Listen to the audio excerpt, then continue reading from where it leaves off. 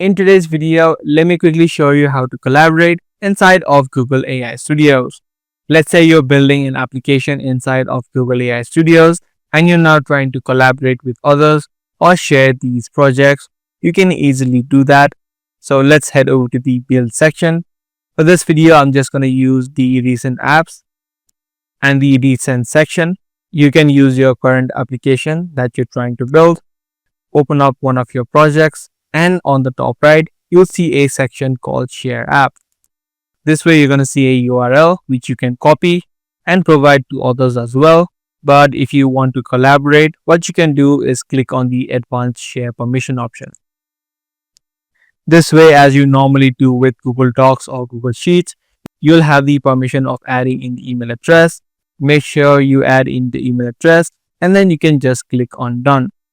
This way, this project will be shared to the other people so that they can view as well.